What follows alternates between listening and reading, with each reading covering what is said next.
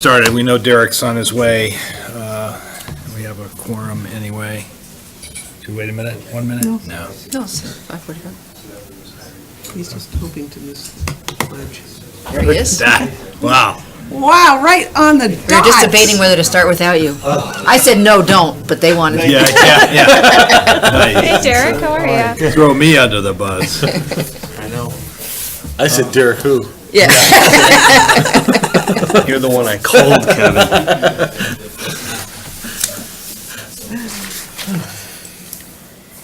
New laptop? I had it for a while. I just got one. I just ordered one I anyway. love it, though. It's all right. Let's call the meeting to order. Regular meeting of the Board of Finance, and we'll start with a Pledge of Allegiance. I pledge allegiance to the flag of the United States of America and to the republic for which it stands, one nation, under God, indivisible, with liberty and justice for all. Thank you.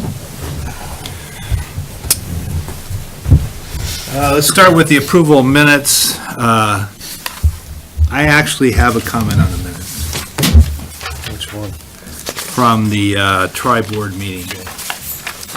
They're on the second page. I should have the copy marked. I think that where we say Mr. Curtis noted a possible increase in insurance, 700,000, suggesting an assessment of accessing, I think, not assessing the values, or maybe he meant assessing. What do you think? But I didn't get the end of that, the simultaneous housing question of the internal service fund. My guess is it's a typo, that you just want to take out one of those assessing. Suggested an assessment of the values. No, he did say accessing, I think, being Yeah, his, I won't, go back. Matt's not here, but And Burke, I mean, the idea was that to try to, I think Look at, looking at assessing the value of the OPEB at the same time, I don't know what the housing references. I don't know, simultaneous housing question of the internal service fund. So, I don't know, let's just change to say a possible increase in insurance and suggest an assessment of the OPEB account, period, all right? Because that was the topic. Assessment of, and take out values, just say the OPEB account, period, after 15 million. They object to that. Simultaneous housing piece. That's it. Okay. I'm sure that's material, but didn't make sense the way it was written. Right. Okay. Any other comments, questions? Move approval then of the minutes. Someone want to move that? So moved. second. All in favor, say aye. Aye. One abstention? Yeah, one abstention, okay, thank you. And let me, with that note, just go back in time and say it's a pleasure to have Lisa with us on the board, delighted, and also have Derek continue. Very pleased with the makeup of our board. We certainly thanked Jeff last time, but delighted to have a rookie on the board with more experience than most of us and a lot of institutional knowledge, so we really appreciate that, having you here. Thanks. All right, so our topic, main topic of business tonight, we actually have two. One will be to actually assess the insurance and OPEB fund, and we are delighted to have Bob Lindgren here with us. I will look forward to your presentation, but wherever you've used initials to identify something, you have to explain what it is, all right? So, one of the big things here on our commission. So, does somebody want to tee this up, or? We'll probably just let Any Bob context? jump into Yeah. it. Sure. I mean, it's sort of referenced there by Mr. Curtis's assessing of the assessment values in the OPEB fund. But we are, as we talked about at the tri-board, we are going to, we're looking at opportunities and some challenges that we've had in the internal service fund. Basically, we want to start from scratch too and just not assume. Yeah, I was going to say, I think that would be very helpful, just That's so what we we, do, for the board, we have an understanding of, you know, what our self-insurance policy and practice is, how the special services fund works and how various levels of the fund will affect what the annual expense line item is relative to our experience, sort of the lag. And I think a lot of that information's in the information you provided, but that'd be very helpful, all right? You can do either way, just as long as we have.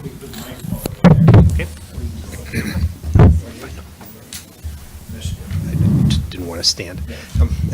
Good evening.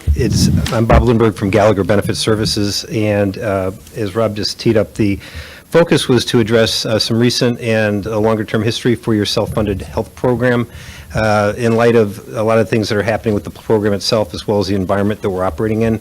And as we go through this, I set it up in the order of the outline to address some key questions that are not unique to Simsbury in this current budget cycle, both in terms of the health insurance environment that you're dealing with, as well as the state budget considerations. So I wanted to focus on a few things, and this is meant to be a conversation more than a presentation, so please, as we go, questions are more than welcome. We're going to talk about the recent and historical claim activity. Being self-funded, you are the payor of your claims. Cigna, and prior to that, Cigna and Connecticut have been the administrator of those plans, and they provide for claim payment and network negotiations and construct and all. But at the end of the day, Simsbury is the guarantor of the benefits, the fiduciary of the plan, and responsible for funding those claims on a go-forward basis. And we want to make sure we're clear about what that means and some of the planning considerations that fall into that. We're also going to talk about the historical allocation rate changes. The allocation rates are the premium equivalents that are used to establish premium contributions for active employees, contributions for retirees, COBRA costs, and the like. And they represent a dollar value that's meant to cover the total cost of the program, and they go up and down each year, not always exactly in line with your claim picture, but that's the intent. And we'll talk a little bit about how that history is compared to the marketplace as a whole. And then my first acronym, and I apologize, the ISF, the Internal Service Fund, what that has looked like, changes to it over the past 7 or 8 years, and what we see looking forward. And while we're on the acronyms, I'll jump to the other one that I can see real quickly, the IBNR, part of the reserve discussion that is incurred but not reported. It's the dollars the auditors look to ensure that you have at the end of each year to pay claims that happen this year but don't run through the process until the subsequent fiscal cycle. But turning to the first exhibit, first attachment, this is a 7-year running history of the expected claim costs for the plan each year and what the actual dollars spent were during that fiscal cycle. This encompasses, pardon me, both the town and the Board of Education. You share a risk pool with your self-funded program. It also is reflective of your active and non-Medicare retirees. So both sets of the population are included in these claim dollars. People that are eligible to be on your program as a Medicare enrolled retiree are moved to a fully insured Medicare platform with Anthem Blue Cross and are not part of your self-funded experience. So the population you're seeing in these claim histories are actives and non-Medicare retirees. Excuse me. You've been self-funded more than 7 years. It gets to be very difficult to see it on one page when we try to squeeze it in after that. We can provide prior history if there's some years that the board would be interested in looking at. 6 of the 7 years, you'll see that the annual difference between the actual and the expected is in black, which means it's a favorable variance. The most recent year ended with a shortfall of about $300,000. That's the first time in at least the last 10 years where we've had that particular result. It was a combination of two things. One is we had migration to the high deductible health plan, and we made an assumption about what the activity was going to look like with that. And secondly, we did have some larger claim events in the most recent fiscal year ending in June of 2017. We do not generally see a lot of high-level claim activity in Simsbury. We've been very fortunate that way over the years. But in the most recent year, we did have 3 claims that reached the $200,000 level, one of which actually reached the individual stop-loss limit. So we looked at this, and over a 7-year running history, the medical plan itself has generated a positive result of about $300,000 expected to actual. And this money is money that stays with the town and the board because your program is self-funded. If you don't have an event, you're not sending money to the insurance company. It's retained by the town either in the internal service fund or in the operational accounts. Down below, the dental. You mean 3 million? 3 million. I was like, Am I missing I something? dropped down a number. I was looking at the 366 for the dental, because that's where I was going next. My apologies. Thank you, Sean. The dental programs are also self-funded. We don't see the same kind of volatility in the results year to year as you would expect. The Board of Education program is currently with MetLife, and the town's is with Cigna. And again, over that 7-year period here, there was one cycle where we did see a fairly favorable result, but it's 300 some odd $1,000 to the good. So on a combined basis over this 7-year window, being self-funded, your actual claim activity has been $3.4 million less than what had been budgeted each year. In one context, that's good news. It means your claims activity has been favorable against expectations. I know from a budget planning perspective, it might look like that's not a good thing because you don't want to tie up too much money year over year as you do this. But with the number of contracts or people currently enrolled in the program, there is going to be volatility with a self-funded plan from year to year.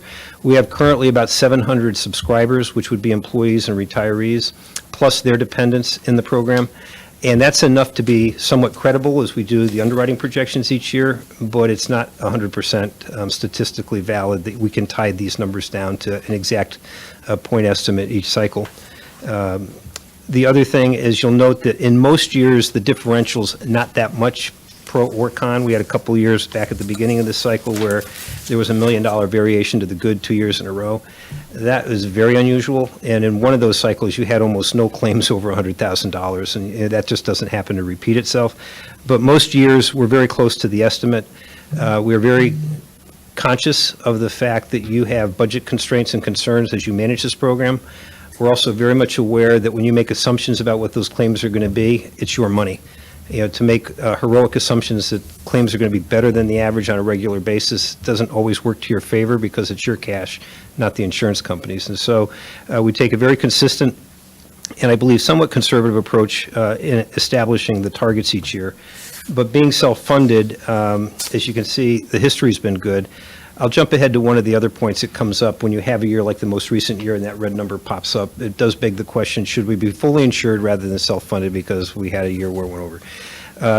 I think the two answers to that is you look at your history as a self-funded program, you've done very well. You've established an appropriate reserve position. You've managed the fund balance correctly and properly over that time, and it's worked well for the town.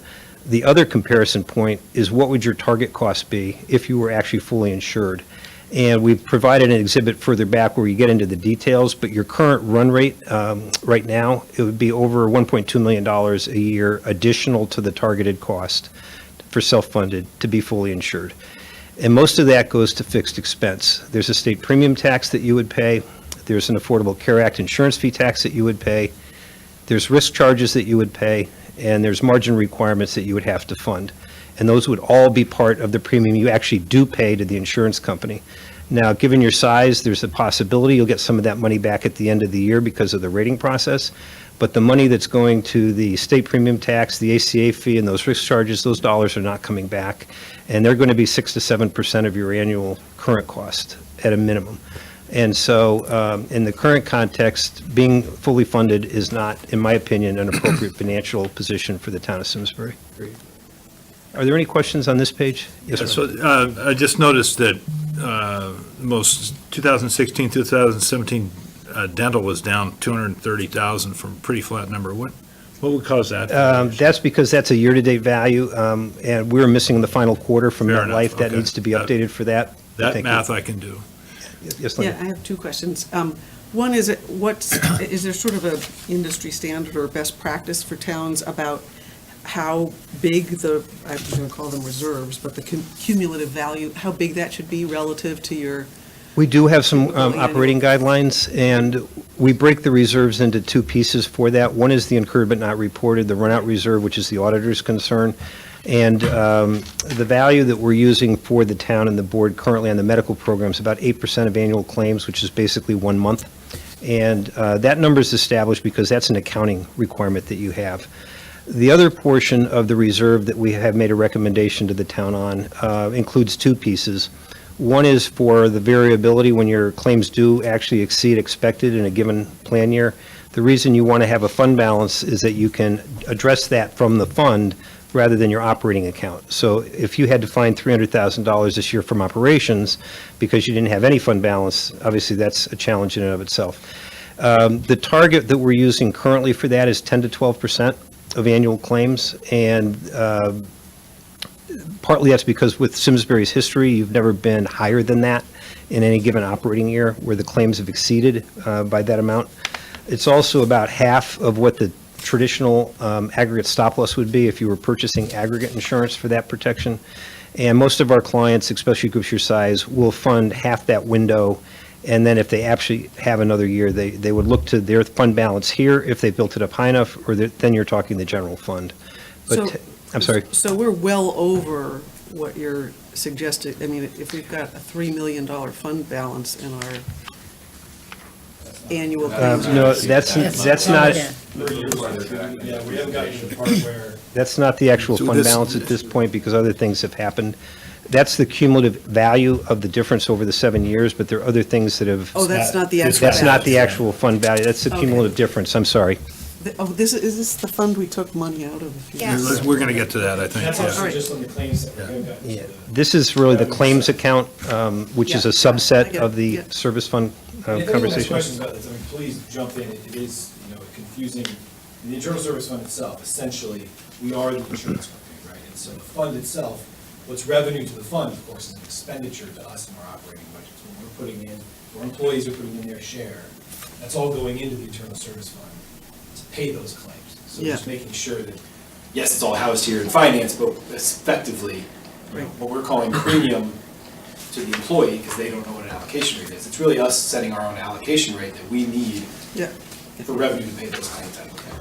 How long is the program going on here in Simsbury? Some form of self-funding has been in place on the Cigna plan for over 20 years. Oh, okay. There was a time where there used to be a minimum premium product, which you funded your own claims, but there was a bit of an insurance aspect to that. But in terms of true self-funded, it's going on 20 years with Cigna. Connecticut was doing it for probably 5 or 6 years before the consolidation with Cigna back in 2014.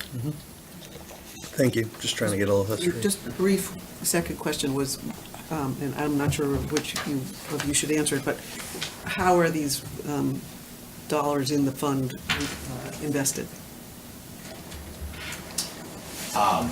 They are not, so they're housed at Simsbury Bank, and they really, in our.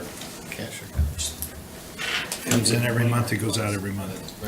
Okay. They're not When I was invested. thinking it was $3 million in there. No. That was more important, but when we get to the next page, it's less.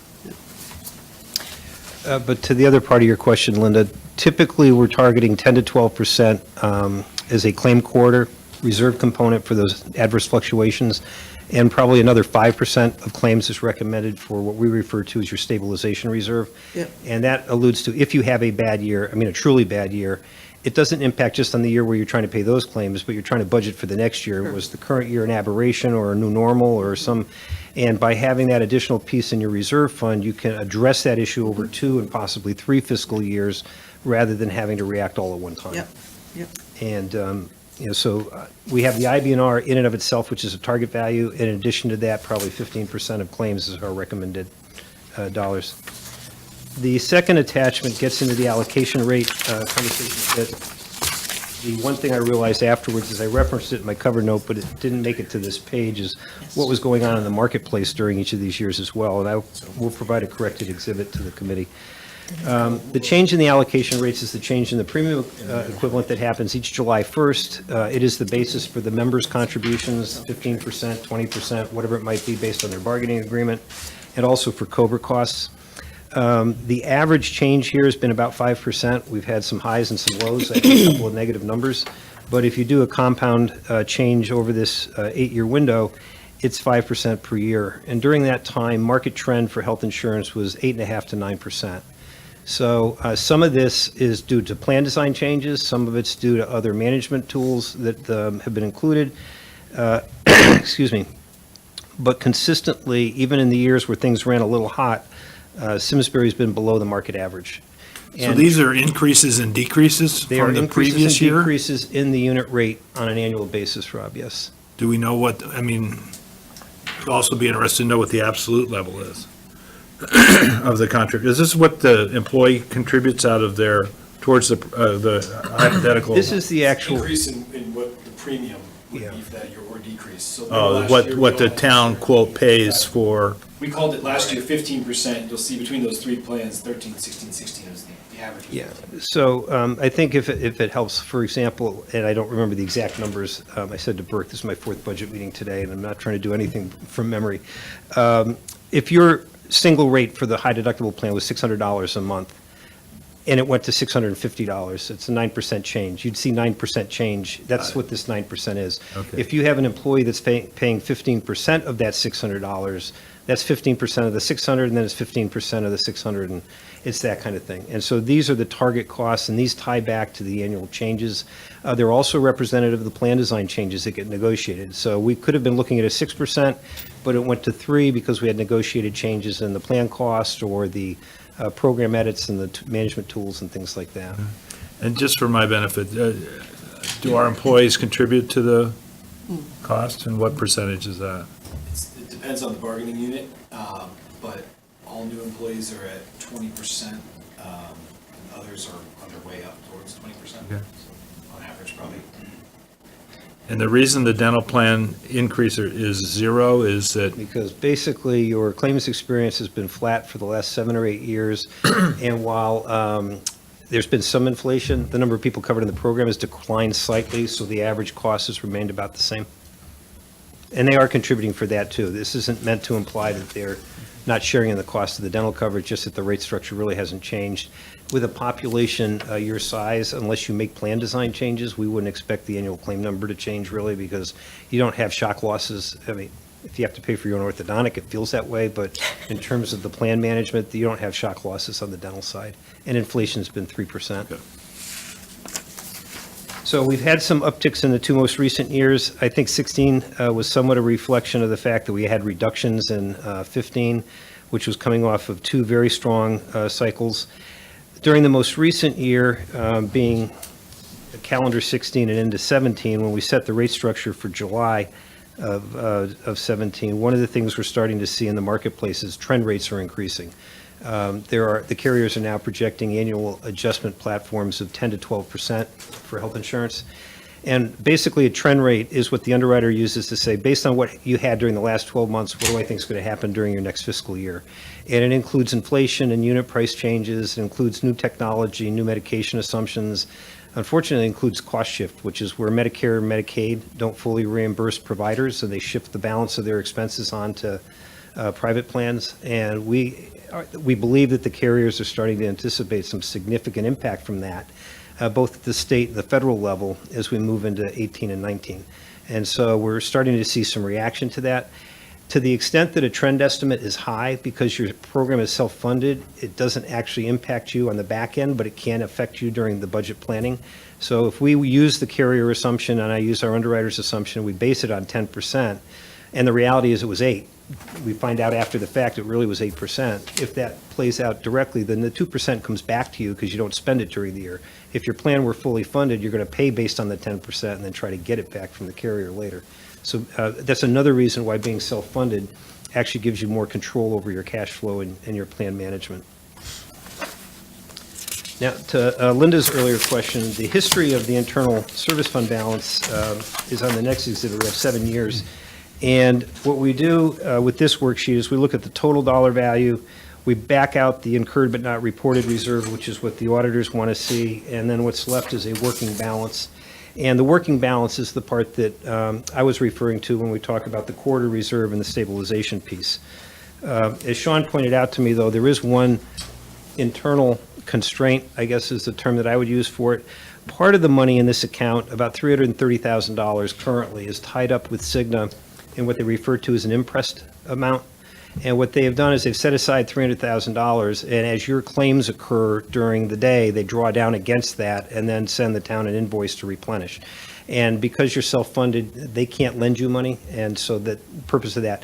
So it's part of this balance, but it's not a balance that you can spend relative to anything. It holds a position point. Mm-hmm. And so when we look at this, when I'm doing our arithmetic and making suggestions about how much should be in the fund, we recognize that part of this is there, If you were to ever go back to being fully insured or to cancel your plan, you eventually get that cash back once all the claims have cleared the system.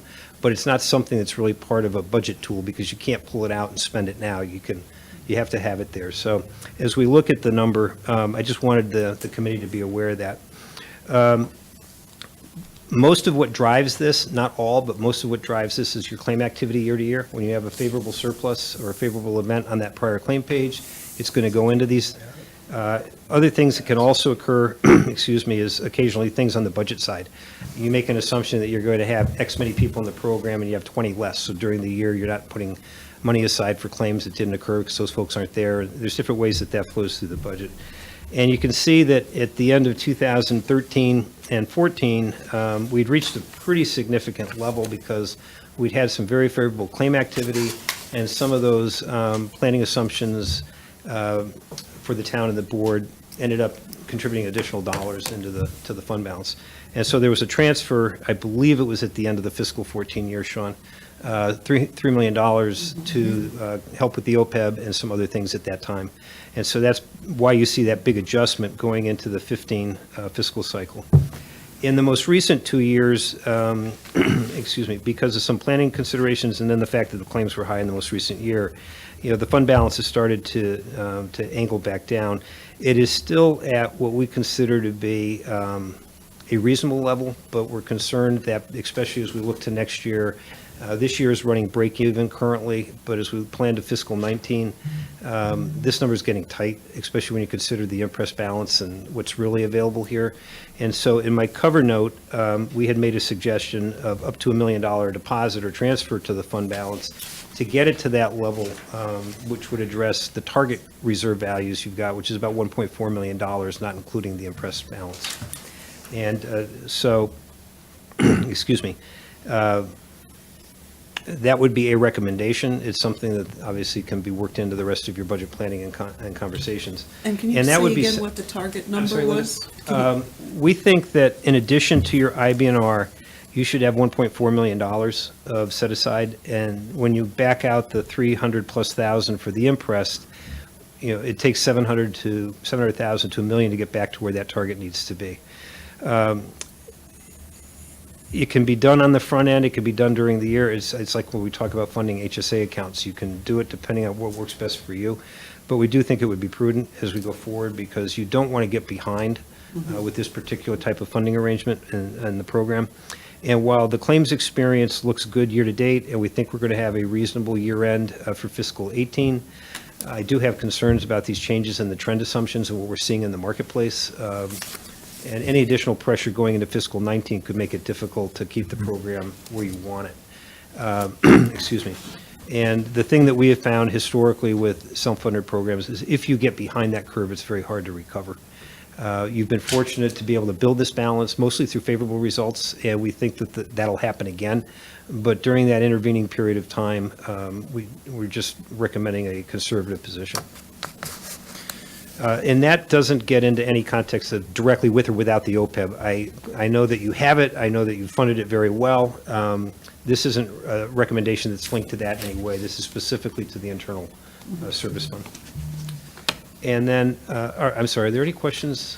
I have questions about the P&L impact and the balance sheet impact of the budgets that the town has to do, but we can talk about that in a minute. Is that appropriate? Because that's less about Bob than it is about us, right? Okay. I have a question about actual 16 to estimate of 17, talking about almost 900 to $1 million there. What was the reasoning for that big jump? I would consider that relatively Part of it big. was the claims experience. Part of it was a funding target that was supported somewhat by the fund balance as you entered into fiscal 17. And the claims experience, because it ran high, we didn't get the support from the plan change. Those two things really were probably $650,000 to $700,000 of combined effect. I showed you the claim on the prior page. The other thing was kind of a background set of assumptions, but those two things together are pretty much what it was. Some assumptions made during the underwriting and the rate setting for fiscal 17. You talked briefly about the shifting of Medicare and Medicaid, I believe, costs to the private plans. How does that affect this analysis and maybe going forward, if at all? It's part of the concern about the trend assumption that's in your projected cost for next year. It's the If in provider fact- rates. Sorry? It's the provider rates, the I'm just If asking. if we assume 10% is the baseline, including plan changes, utilization, technology, new medication, and cost shift, and the cost shift is more significant than that. Okay. You're going to see it in your operational cost, month to month to month as those claims come through. Maybe not until the second half of the year, or maybe not. It depends again on how that happens and if anything else offsets it. But my concern would be during the second part of calendar 18 going into 19, that we're going to see some significant shifting. Okay. Part of that is delayed because you have contracts between Cigna and the providers, and as those cycle through in their various timeframes and renewals, that's when you'll start to see that pop through. It's a good question, when I can research. I don't know when the bulk of that contract is due up. I think it's at the end of 18. But if, for example, Cigna had just signed a 3-year contract, you might not see the impact of that for 2 years. Yeah, okay. Thank you. When was the last time we did a transfer into the account? Do you know? You mean an actual fund-to-fund transfer? Right, like you were asking, you were given a recommendation to I increase. can't recall the last time we actually had a fund-to-fund transfer in. It's really been the other direction. Right. And the reason that is just because we've had increased claims, is that? It's a combination of the 10 to increased claims and 12%. expectation that there's more pressure up during the next 24 months compared to the most recent. And the fact that with some of the other planning assumptions that were made, it did eat into the fund balance more than I personally am comfortable with from a planning perspective for the town. Okay. I mean, I recognize it's your money, and I'm a conservative individual by nature, but what we're trying to do is make sure that the dollars are set aside in a way that they can support what you're trying to do with the rest of the budget as well. If this fund balance gets down too low, it takes away, when we do the annual rate projection and the cost assumptions for the following plan year, we currently do those on what we refer to as a zero margin basis. We don't build any buffer into the claim assumption because you have a fund balance. If the fund balance is not sufficient, then you need to build that buffer back into your operational budget. And so you're putting money back into the annual budget that previously has been supported by the fund. And, we think that you end up with a better model overall if you can rely on your fund balance for the margin rather than putting in your operating budget. So this is the crux of this conversation that started with Matt, which is that if you have a higher fund balance, you can, quote, smooth the expenses, and that's because you're doing it with the existing balance. You don't have to build it into basically expected plus contingency for your operating expense for the upcoming budget year. Is that really, it's that simple? Yes. I think it is. I think if you look back, some of the history is helpful because as you saw those years when we were at $5, $6, and then $7 million, corresponding premium increase, if you will, or allocation rate, some of those years it was flat, it was zero. And while yes, medical trend and medical costs are going up, we had the ability to have smaller allocation rate increases, which helped smooth budgets those years. It was not a topic of conversation like it was last year. Last year, as we saw this trend going down, and with less margin, we had no choice but to say, our budgets are going up 15% in this line item for the Board of Ed, that's whatever, $1 million ticket. So you're right, it does boil down to basically that issue. So in 2016, or between 2014 and 2015, we agreed it was safe to pull 4 million out to bring it back to 2011 levels. Or was there a crisis here? Was there a crisis on the OPEB side? No, there was a feeling by the, definitely no crisis. Well, okay. But there was, and actually back to. I'm curious why it was would go back to Linda's question. 5 years One of the earlier pro- levels. Yeah, well, I think one of the challenges, and certainly from my predecessor's standpoint, when Joe Mancini was here, feeling that 7 million, 6 million basically sitting in a check writing account at Simsbury Bank, not earning very much, and obviously, we could. No, I understand change that. the view, but essentially, it was gonna make, what the debate Board of Finance had at the time was, this can go over into OPEB and certainly earn, as it has since then, a lot more.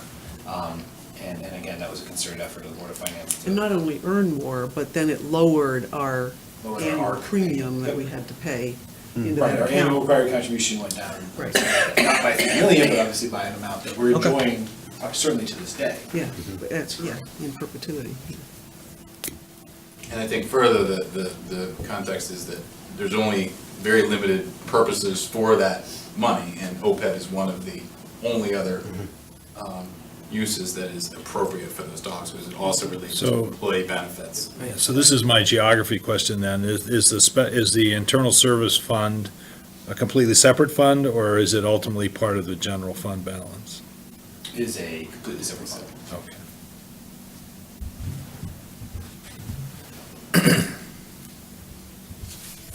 As is the OPEB fund. Correct. Yeah, the OPEB trust is fully set. I have a quick legal question. Bob, just as we could take the internal service fund and put some into the OPEB, legally, are we permitted to do the opposite? I believe that you are. One of the things that I think what Burke was referring to is when you transfer money out of the internal service fund, the value was accumulated by town and board deposits, but also by member deposits, and it's presumed that the value in that fund is going to be used for the benefit of the plan and its members. So transferring money to the OPEB trust is an appropriate use. If you're going to take money out and buy cruisers or technology, that would probably not be an appropriate use unless you shared something with them. We typically have stayed away from that. But just to clarify, technically, that's an ERISA requirement. It's a guideline for non-ERISA employers like yourself. I believe, but would defer to the actuary in terms of the assumptions and the structure of the actual trust document, Lisa, that you could move that money back. It would impact obviously on the ARC going forward, the required And that- contribution. We need that analysis of. Yeah, there's trade-offs to all that, and, and as noted earlier, when it's in the trust, at least you do have investment options, not in the other ways. But, and the trust is very well funded. I haven't looked at it recently, but you're well ahead of the curve with any comparison points I have with my other clients or your peer groups. Yeah, we're currently, I actually just got our GASB 74 statement from our actuaries, who, and we will, to your point, Linda, before we would take any of this action, clearly, first of all, make sure we're on solid legal ground, but also an analysis that says, well, what's this going to do to our ARC? At this time, with their workload, the actuaries would be able to turn that around in time for this, but certainly by the next, before we take action, we certainly could if we decided to. And just to that point, as of June 30th of 17, the net position of the OPEB trust was 14 million, almost even, $14,050,000. That's on an OPEB liability of $21 million, so that puts us at 66% funded. It's very common.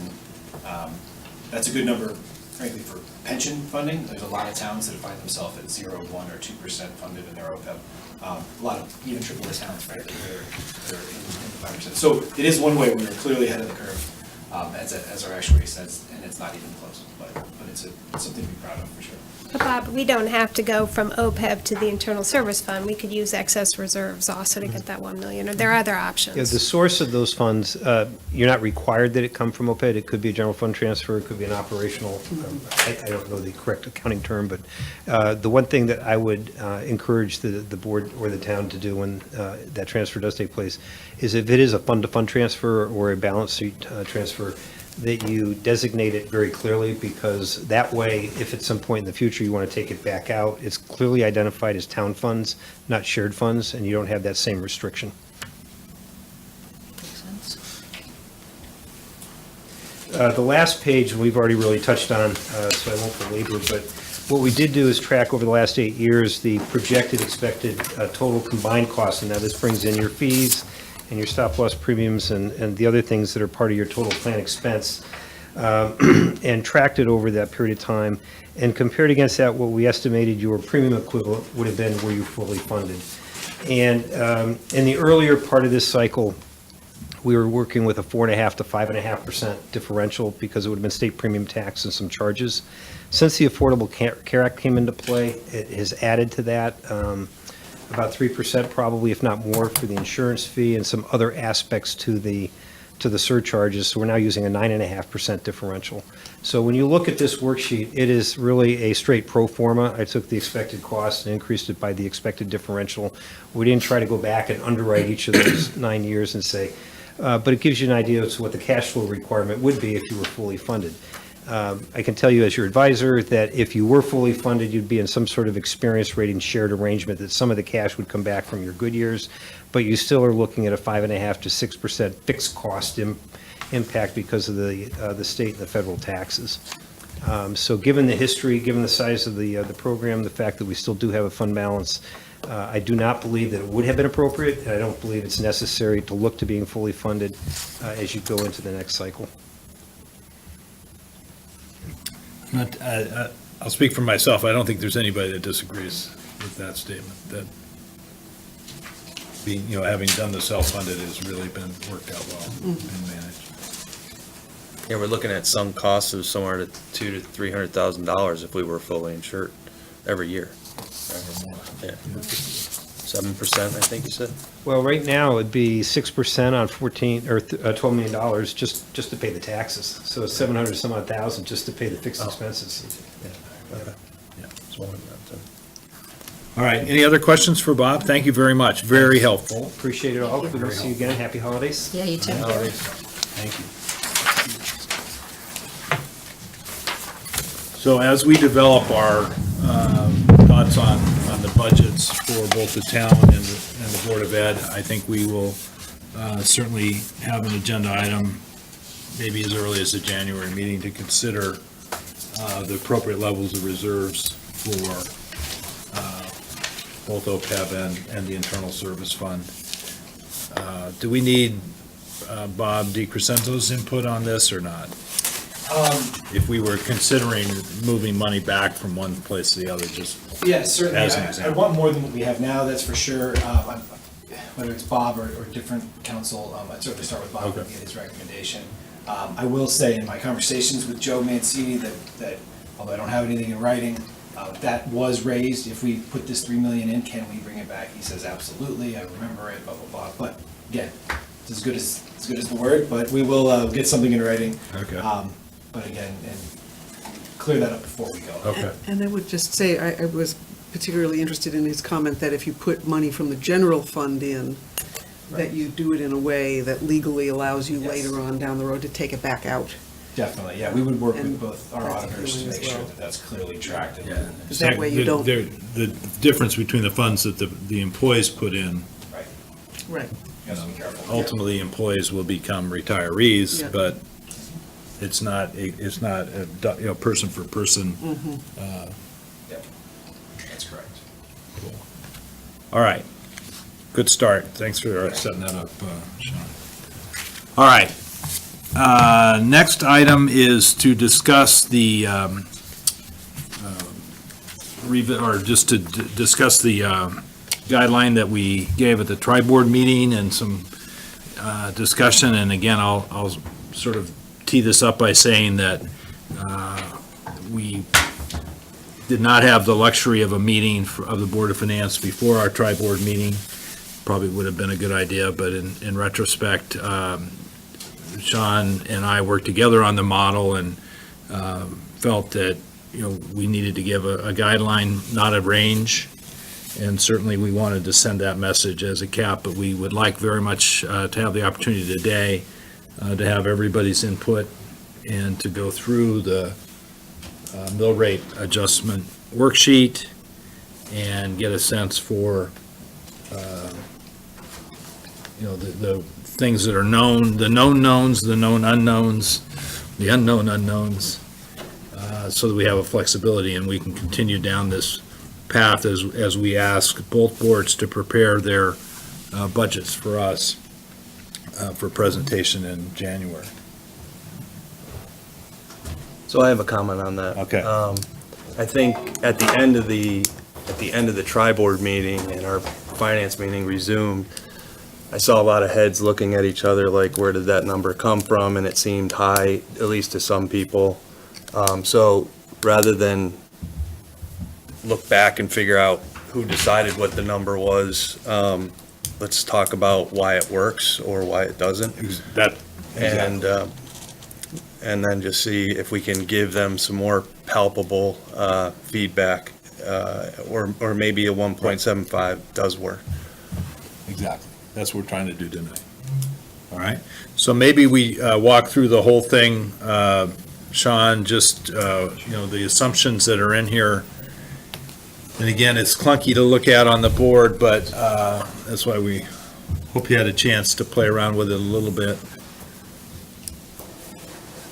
Okay, sure. So I'll just start here at the top, and again, anyone jump in if you have questions. As we do with the mill rate worksheet here, we start with the appropriations, the expenditure items, so to speak.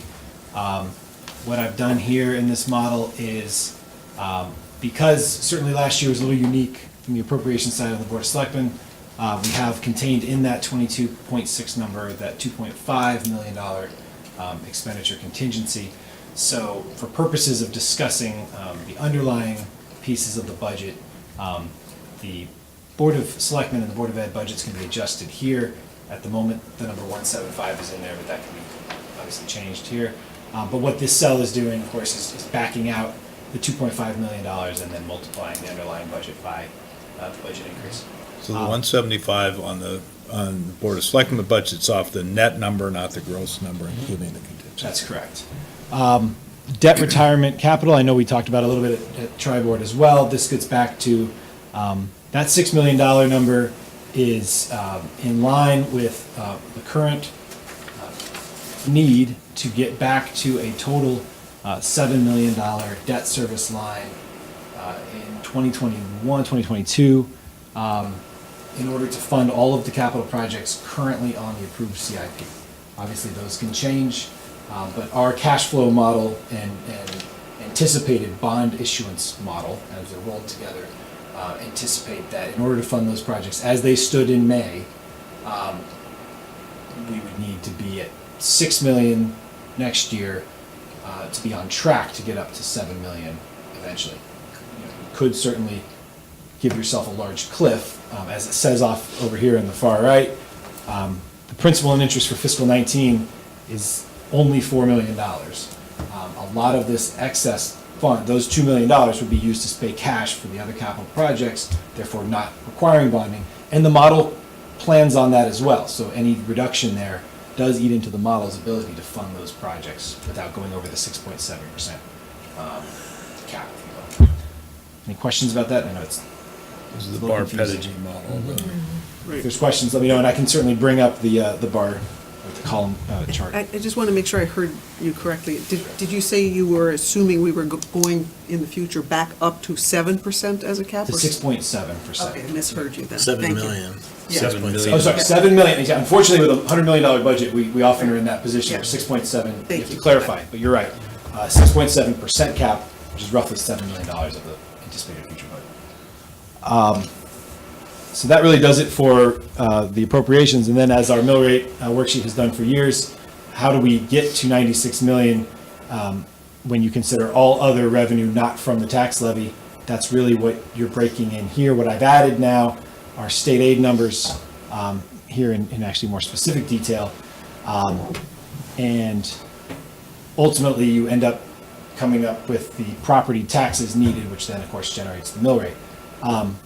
So As I'm- part of that. I'm gonna- So with ECS, so it was cut from 17 to 18, correct? That's Correct. That's And then it's projected on the 2-year budget to go back up, right. correct? And then the car tax reimbursement, so we got the car tax reimbursement, but we're gonna lose it. So we budgeted the car tax reimbursement. We did not get the car tax reimbursement, right? So ultimately, they waived the car tax cap. Right. We had budgeted as if we were going to get it, knowing we could also send out supplemental car tax bills, but also knowing we had the $2.5 million expenditure contingency Correct. offset. So yeah, budget to budget though, that's why it's on here. And then now it's gone, and then the mill rate cap, the car tax cap itself in year 2 of this, in year 2 of the budget is 45 mils. So not in an area where we're likely to hit. So there's no planned reimbursement, even if they were to offer one. I doubt it at this point. So just while we're on the car tax, so we billed 32 mills, 31 for us, 1 for the fire, That's right. for fiscal 18, That's correct. even though we had the right to do more? Yes. We now know we have the right to. We didn't know We it. didn't know at the time, right, That okay. was that whole conversation. And we haven't done anything about it, and nor do we intend to at Because we least have the at- contingencies. Right, It's, right. but But the board certainly but could. we're basically using, yes, right. Okay, and did we budgeted we would get a million two from the state? We and we're not did. getting that. This was that debate right there near the, Right at the referendum end. night, where we said, well, we have the option, we don't know what'll happen, but right now, town council Okay. says you can't pass you can't violate current state statute, so we're stuck in that time until October. What's the number, total state aid? Sure. What's that? Yeah, so what happens here, and right, the way this was, so when I originally passed this out, I had these sort of hidden to try to simplify the conversation a little bit, Right. but what is happening there is, and I gotta do that, sorry, is summing all of these up, but then now applying a, I don't know, reasonableness factor, I suppose, Okay. which is, this is what the second year of the two-year biennium budget says. So current state statute says fiscal 19, Simsbury gets those numbers. Now, in every other prior year, we ignored the second year, A, because it typically is in May when they're, or June. And by the time the governor releases his new budget in the next year, they just change all those numbers anyway. But they are out there, so they're certainly a starting point if we want to say, well, our numbers seem to get slightly better in year two. What I've done here is add a cell, and we could certainly talk about other ways to contemplate. I'm trying to make it easy for us to talk about all these things. But one of them is, we don't believe them by a factor, in this case, of 20%, is sort of how this is saying. You could reduce it by 10%, you could reduce it by 30%. We did this sort of next year, and this, I hope, when we do start to get that information, right now we're still a little bit ahead, we could plug some of those numbers in here and still consider, do we still want to discount these, or are we going to start running with the governor's numbers? We would then not need to discount it. Is So- it 20% off of the 6,122, 6,100,000? The 20% should be off the sum of these, Off the and then sum? multiplied Okay. by the factor here. So the total state aid, but it is basically 6.2 million? Reduced by 20 to 5. Well, So that number is 80% of The total. the Of total those three of the sum. things. Yeah. 6 million, you get it? 6.2. There's Is a that total of not- 6 million two above, and when you multiply it by 80, you get the 5 million, the 4,998. That's a percent, but yeah, Got it? yeah, that's right, so it's working there. He's Yeah. multiplying by the discount Yeah, okay. to get to the total in I-16. yeah. And there may be a cleaner way to show it. I'm trying to show it in our old format so you still see the prior years and how we got there. The you. advantage is you do have this ability to say, I don't know, news from the state or tax receipts are worse. We now think it's going to be minus 30. 25, minus 30. And that then impacts, well, now we're thinking we're only going to get 4.3 in state aid as opposed to the 6.3 we used to get. And now our mill rate needs to be right there. So what were the hot buttons last year? They were ECS. Nobody knew where ECS was gonna come in. That was the big one. Well, Hard to- And it looks like they have a built-in, basically 20% increase over from 17 to 8 or 18 to 19. Which, I mean, I think it's probably pretty safe to say the governor says we're keeping it flat for the year. Right, and that's what this is doing. I mean, yeah, yeah, right, this comes back to, and I actually talked about that with Senator Wickos at a Farmers Valley Collaborative, where he said, because some of the other towns were saying the same thing, how do we know where this is going to be? And his reaction was, well, this should be easier. We actually have a clearer formula now. And I think this gets back to the same problem, is there's always been a formula. And it's how much do we think they're going to follow the formula? So, I mean, he's not wrong, there's a formula we can use to generate a number. I guess maybe we're just all been through this a couple years in a row or more. And I'm just skeptical, and it's hard to plan on that and then be wrong by $1 million, right? But, So I think 20 is a good start. Okay. I think that's a good basis, minimum. my opinion. Yeah, so to Derek's point, we're basically taking out the $1 million increase in Right. ECS as our baseline. right. The other numbers are not meaningful, really.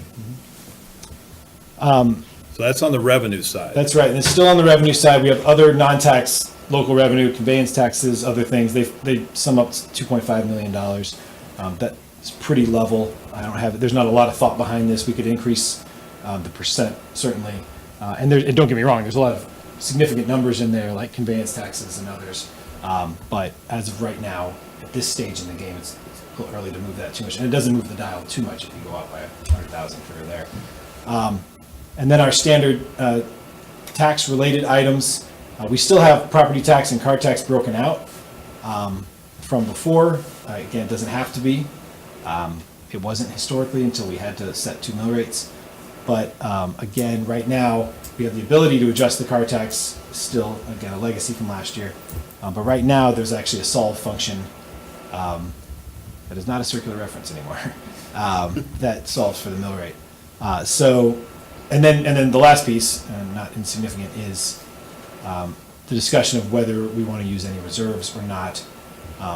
Last year, we used all of the assigned reserves that we had set aside for the Hartford. So this will be zero no matter what. And then there's always the option to use unassigned reserves, which gets into the discussion of the reserve level as we're projecting them now, which kind of happens all in this box here. Sean, sorry. So there's one other part, which is the grand list, which drives So that's correct. So Before you get to that, Yep. can I ask a quick question? Sure. Is it coincidental that the reserves, the 1.5 equals what the supplemental auto and new construction number is of 1,498? Or are those actual numbers? This one, Yeah. these are actuals. So these are actually sums of all three of these grand list adjustments that I get from the assessor. Okay. And I've vetted these numbers. New construction prorates could be a little higher than that. I mean, again, it's not going to move too much, but they have to be calculated separate from the grand list because they have their own either discount or tax percentage that's applied to them by the statutes. So, and then you're right, to Rob's point, so the grand list right now, and this is in a lot of ways, as it is every year, one of the biggest things we talk about, which is what's going to, especially now in reval year, what is the grand list going to do? I have an assumption in here. I have a grand list worksheet on the second tab here. The indications I have from the assessor is 1.5% to 2%. He said it's looking like it'll be like any other normal year, not one of those reval years when it dramatically changes the playing field. So more like a typical change, a little better than a typical change that we've had in recent years, but 1.5% to 2%. I asked what are the chances it's higher than 3 or 3.5. He said almost none. And what are the chances it's 1 or less? He said almost none. So he's comfortable in that target, but again, we won't know until he gets the reports back on reval and vets them and then releases his numbers officially.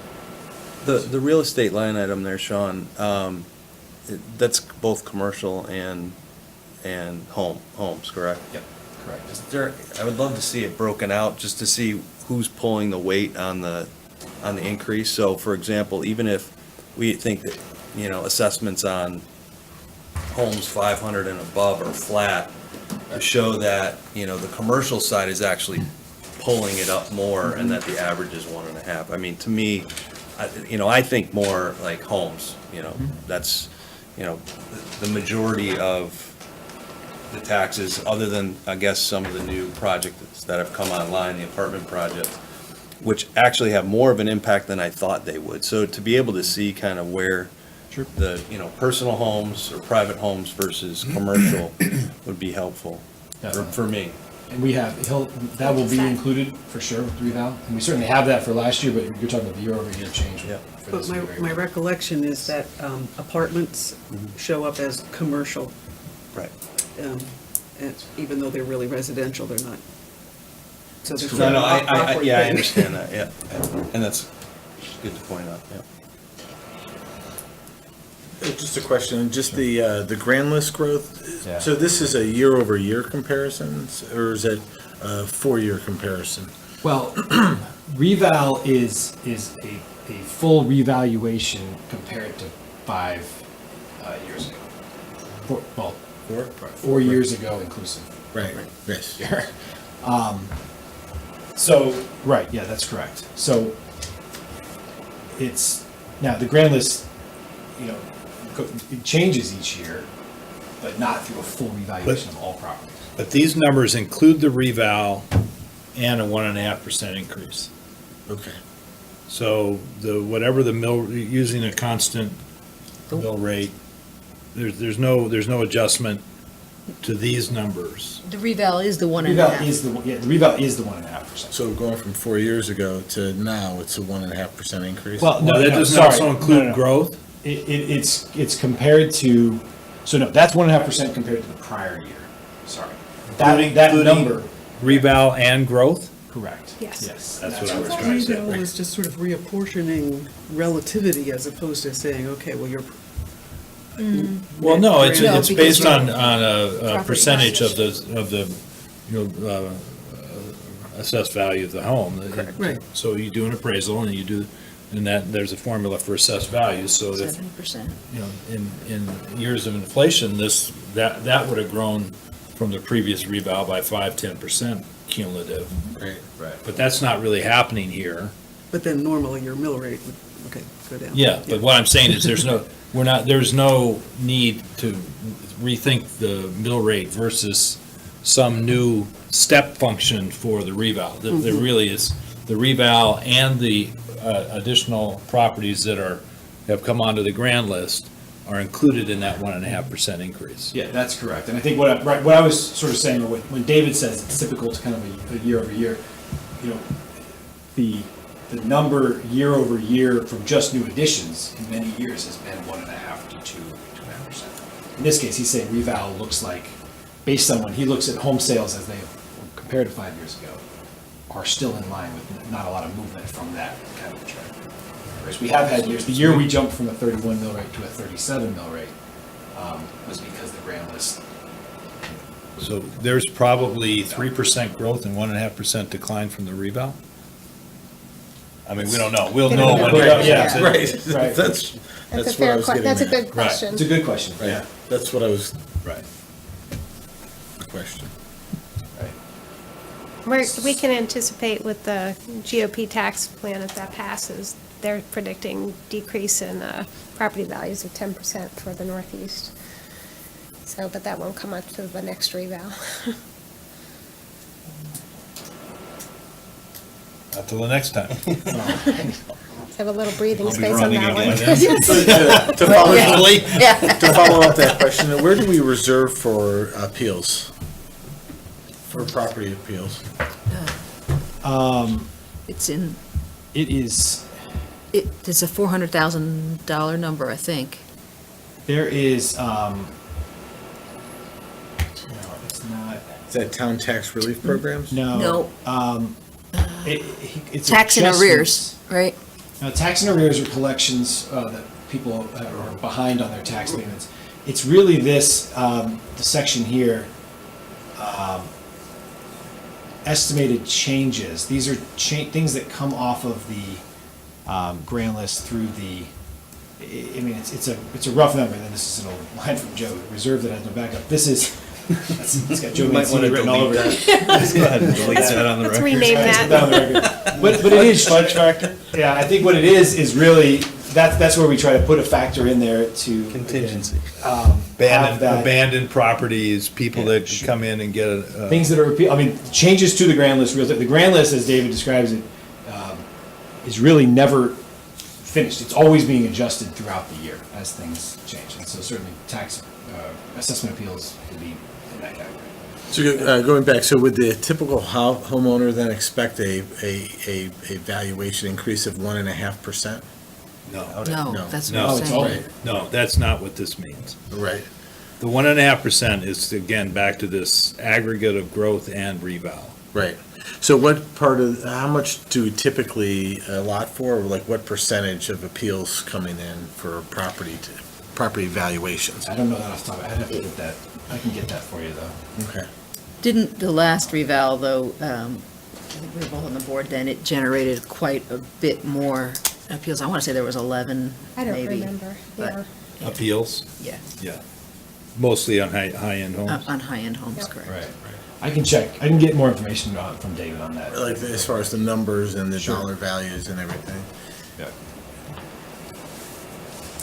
All right, But so. remember, some of those go to so settlement also. Let's just, all right, so let's go back to the front page. Sure.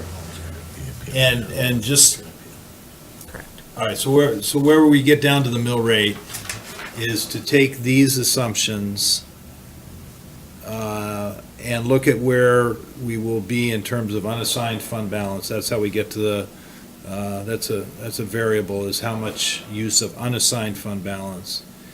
And if all of these numbers were to be used, we would end up with July 1st, 19 unassigned fund balance of 13,487,000, which is 14% of that budget, combined budget.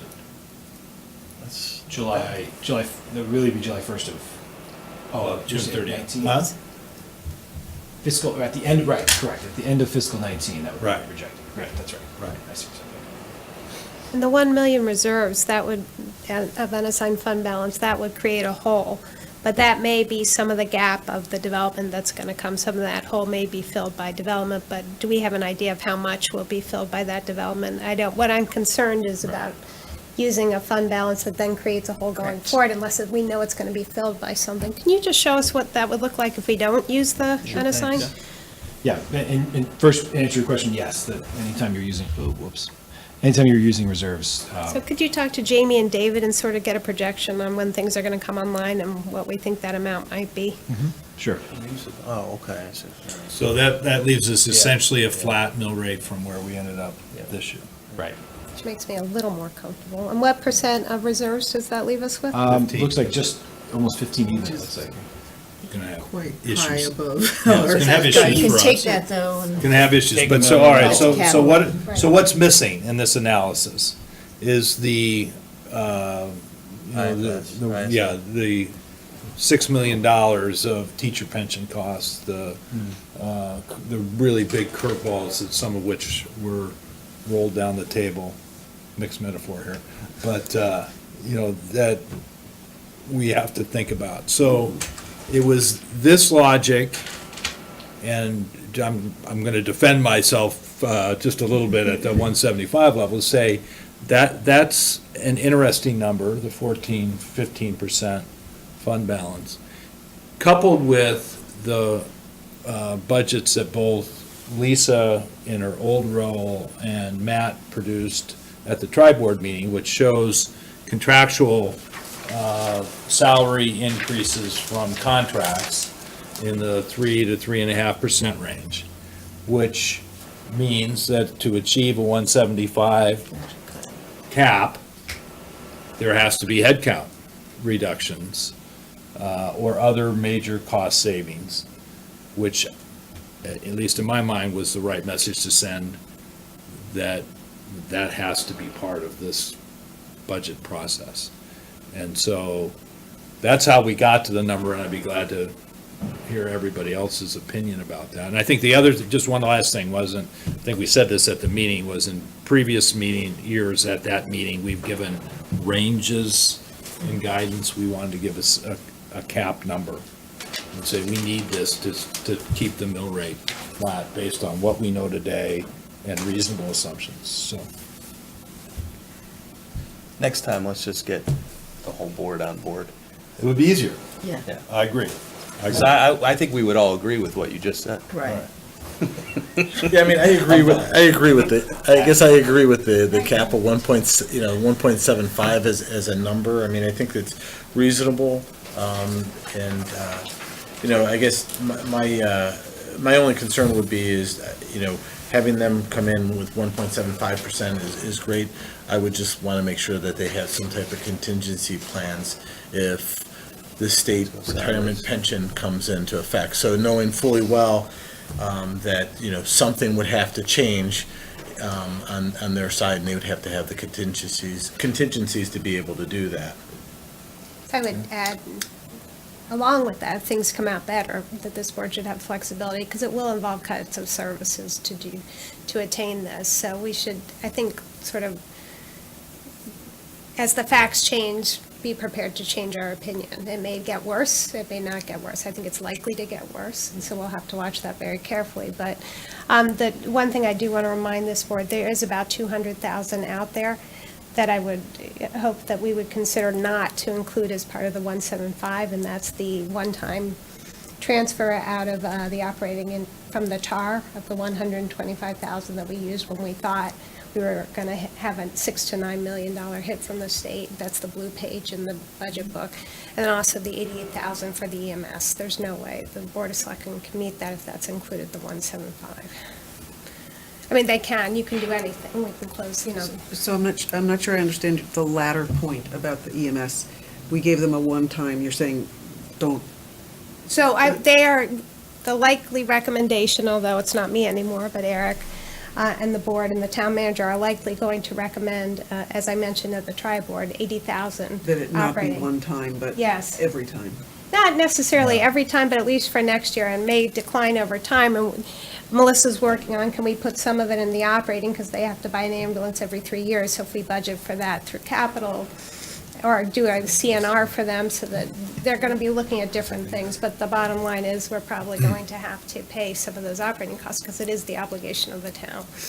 And if that's included in the 175, that's really 1% of the 175, which will make for kind of a crazy budget season and fairly dramatic cuts on the town side. So up until last year, where there was no contribution to EMS, correct? We got Correct. Correct. asked for 60. I think we gave them 40 or something around, and now they're asking for 88, or we're just. 80. 80. Or 80. Yeah.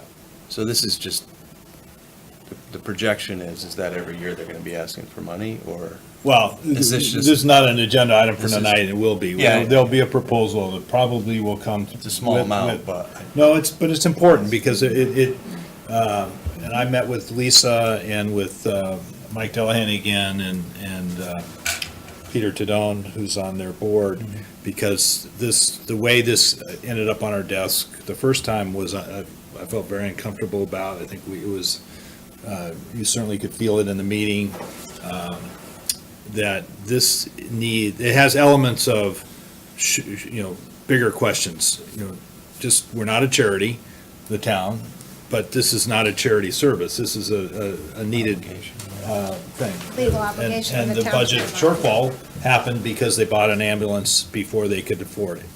And so that created an inefficiency. We don't want that to be perpetuated. So Correct. there's still some unanswered questions in my mind about how we deal with this long-term. And I would like to see it fade away as they get to capacity on the ambulance, and at the same time have a more rational way for the capital costs of that ambulance or the ambulances to be dealt with. The school buses are owned by the town, Salters has a contract, because we can borrow money much cheaper. Now, Right. Mike, I shouldn't say Mike, but the Simsbury Volunteer Ambulance Association paid cash for they've depleted their cash working account to the point where they didn't have the $80,000. And that just doesn't make any sense to me. So there's a bigger conversation that's going on that will be. All right. They were put into unaware of this. CNR, that we might be able to help them with the CNR capacity. So we began to have the capital conversations We with them. certainly don't want this to become what you feared it would be, Derek, by having, Yeah. as they get to 90% on this one, that they go out and buy another one, and we're right back into the mix. It's just- So back to the budget, this assumes no use of any reserves, correct, Sean? If you could just go Right down now, a little yeah. bit. Right now. Now it Right. doesn't. No, he took it out. That's still a tax decrease. Right. Does have the $500,000 favorable tax collection that we have every year. Yep. All right, so this is very consistent with the way we've looked at this over the last 2 or 3 years. And if Sean, can you, most favorable, let's assume the state does what they promised. Oh, yes. Just Pie let in me the dream, sky. just let me dream. You're running for office again? Yeah. No, definitely not. Just let me dream. Okay, so if I put this at 0, and this is what they have in the second year of the biennial budget, and reserves or no reserves? No reserves. All right. No, we wouldn't No need reserves. to. Need to, wouldn't yeah. need 'em. But just throw $1 million Yeah, bucks more in money there coming to fund the ISF, or Right. just however you want to put it. So that if would you be- use that 1 Yeah, million, so that still what's gets that us. bring, that brings So us it brings the mill to, rate 139, No, but reserve Oh, percentage. yeah, back to Still 14%. still 14? 14. I have to agree with Lisa, though, I can't imagine a set of circumstances where I'm gonna feel comfortable using reserves to create a hole, that's going to create a later hole in the operating expenses. Would you be more I can comfortable- see it using for something capital, Or what Derek's suggesting? or for what the- Derek is yeah, suggesting, yeah. That's my inclination as well. Okay. I'll look forward to I mean, that discussion. I mean, the fact that. No, I we- get, I do get, I'm sorry, I do get the once just seen once it- once you yeah. approve a budget, you hire the people. that- never I- I've seen it happen over and over again. I got it, completely got it. And that's, I only meant that because it sounds like we're gonna need to Well- put some level of funding into the IFA. All right, so let's do this a different way. Let's say we decide then to only charge 37 mils. What happens to the reserve budget? I know that your spreadsheet, it's gonna blow up. But Can you goal no, but you, so indulge me. Yeah. That we're gonna reduce the taxes by $1.5 million. Isn't that the same thing as using fund balance? Yeah. How much does that plug number have to be to get down to Like- 37.5 mil rate? Right there. There it is. That's it. 37.5 Okay. now. Well, that's, Oh, no, plus, Town side. that's the town. You want to get total? it's. Well, I it's don't know, gonna be where were we call it before the last three year? in Where there. were we? 3999. You were I think- 38.5? I think every mill was I don't what? Okay, so is that about flat with 2 years ago? Okay. Here we are, 3999 was the, This is, yeah, 30, Okay, so 38. don't use 76 this reserves, year. and then that's still a 13% reserve balance. right. So we could lower the mill rate more, same difference. Yes, no? Yes, but then we have a hole. Then you have a hole. Yeah. What do you mean Not a whole? whole. What is a whole? So For the next next year, we year, have to fill it. you have to give them that same amount of money. So next you year's could- mill rate worksheet, just. No, I'm still talking about the 175. The budget's the budget. Right. I know what you're saying. I'm missing it. The it's expense not budget's the allocated. expense budget. So it's either gonna go into reserves, we're gonna tax the taxpayers at 39. I'm not arguing about spending it, I'm saying what to spend it on. And I'm saying I feel much more comfortable spending it, taking that and paying cash for capital expenses, paying down debt service, whatever. Okay. That Not will using lower it for the an insurance. operating. But I mean, the whole I think they're referring to is if you you use give them this reserves, year. 0.1.5 to lower the tax rate, the next year, if you don't use 1.5, Then they gotta cut you that gotta much bring the more. tax rate back up. Right. We're finding. Okay, let's, Yeah, I see. That would be like. The a numbers one-time will end treat. up the same, but it's how you're structuring. yeah. I'm so, I don't really wanna get, I mean, to me, money is fungible. It either ends up in the fund balance, or we get it from the taxpayers or we don't, or we spend it or we don't. Well- If you have the discipline on the spending, then whether it ends up in, we use fund balance to lower the mill rate, or we leave the mill rate high and put it into the fund balance. That's really all we're talking about right now. But I don't then- understand how that creates a hole. Not a The hole in the It's not a budget. hole in the It's budget, just that the it's the following next year, year. The if you mill want to rate will keep the spike. mill rate Right. down there, you've got to have that 1.5 come from somewhere. Once you commit it 1 year, you've got to maintain it going forward, regardless of what your other budget constraints are. Unless you have an increase in your grand list Correct. that Correct, matches but- your increase in your expenditure budget. But we haven't had that in. Understand, years. Understand. So we're really talking about more than just the whole. That's the Yeah. only reason I react that way. Absolutely. But I mean, I could make the argument on your side that I would rather have the taxpayers hold that money if we're not using it. Let them invest it and get a much better return rate on it than we do. I mean, admittedly, it's only 1.5 million spread over 23,000 people, but, Well, but still, this is when I mean, this- it's an overtaxation question. If Yeah, we're just so gonna this be is letting when- it sit in when- some fund when, languishing. Eric will use Lisa's slide about that it only costs each taxpayer Yeah. another $150. You love that slide. I love Have a that. coffee at Starbucks. I absolutely love that stuff. But All right, what, so- I mean, I'd even rather see it But go this- into a this- paving part of the budget Yeah. than, you know, Well, and some of these things that we need to fix should be, yes, those should be on the table as exceptions to the normal 175. And if, once we open that door, then there'll be a lot of them, but we need to be disciplined. That's what our discipline's for. So I would just add one thing, Sean, if you could get us for next meeting, if we use the 1 million per Derek and Moira's recommendation to go into the internal service fund, that will then lower our costs, so that will have an impact on both the Board of Education, the Board of Selectmen's operating budget. Yes, So we that do has, want to see how Yes. they anticipate that additional reserve in the service fund smoothing, Yes. quote, smoothing the cost. So would you just be able to put that into the worksheet with the anticipated 20% reduction? So we took the 20% reduction out in state aid. So if we take the 20% reduction out in state aid, This piece here? better put that back in. oh, no, put it in. Put it Yeah, back in. definitely put Right. it back in. Yeah. Minus 20% and then go down, Down here. right, and then, Reset this one to a Yeah, million? to $1 million, what that does. Okay. So we're at 3949 total. 30, no, we're at 30, yeah, 39.49. What was our reserve percentage at the end of the last budget? 12 something. 12.3, oh, okay, there you go, thank you. All right, so, I mean, I'd No, I'd it's argue really- that consistency No. is important, just like I did last year, where, not that we should see huge vacillations up or down in our reserve numbers, but maybe that will help us determine how much we should put into that ISF. Yes. Or maybe into some paving program or other capital items that were deferred last year as the uncertainty. of so may I just make one last comment? So is everybody comfortable with the 1.75% cap guidance? Well, I was just, I know I'm in the minority here, but not entirely.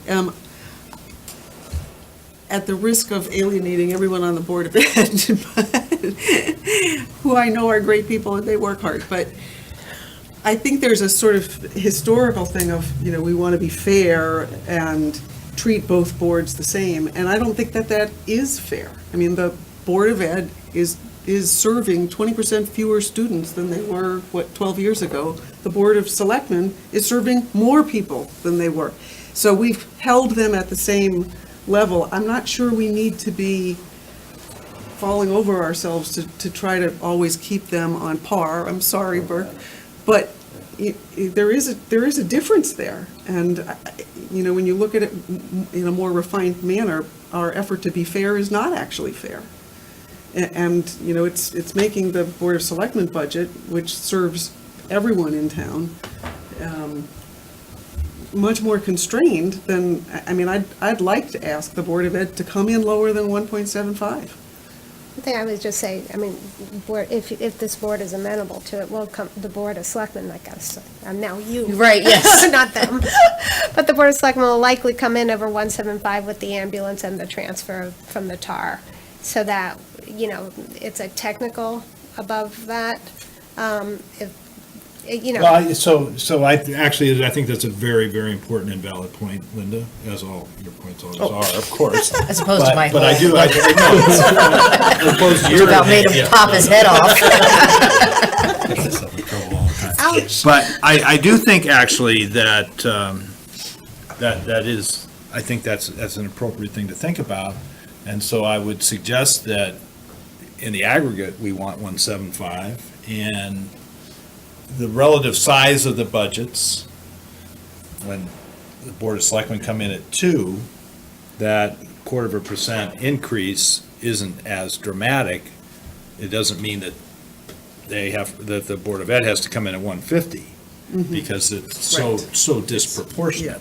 But I would like to see the boards work together on those things, because that's where we're gonna end up. But it doesn't work that way. We look at each board separately, and, but I did talk to Matt this week, and I know that they're working very hard to get down to that number, and they took us very seriously at that number, and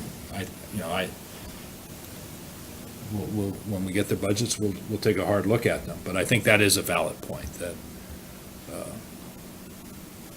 we want to get to I've this thought number it, in but the aggregate. never thought that I would say it publicly. I'll leave it to Where angels veteran fear to on tread, that, yeah, yeah. I just go. It's hard to know until you see what the service impact Well, is that's gonna exactly be. right. And so, and they're in the process, I mean, both boards will be in the process of evaluating that, and then it goes to the public. What do you want to spend on your tax dollars? The good thing about local taxes is that it stays locally. What you spend, you use. And we're here representing the taxpayers as well as the way we feel about all of the services and everything else we need to pay for them. And the one thing I'll just add with the GOP tax plan, without the SALT deductions, that's going to be an added burden on people, not this year, but in the following year. So it's something we're going to have to monitor. All right. And the last thing I want to ask is, you haven't been sending all those thank yous and Christmas cards from our taxpayers for the lower taxes on the automobiles this year. I know, Must it's true, be getting they're there. probably stuck in the mail somewhere. Oh, we thought you were just holding on to them. Gonna give them, bring them all Yeah, in like just- Santa Claus. I'll be sure to forward them on that. Yeah. No good. All right, well, no, this was healthy, and I, believe me, I would much rather have had this meeting before we did this so that we could certainly all be on the same page. And we will endeavor to do that. All right? Motion Okay. to adjourn. Second. All in favor, say aye. Quick, 10 Maura. minutes. Right on the money. No good deed goes unpunished, Rob. Yeah. 37 mil rate this year. Next year, I'll fire.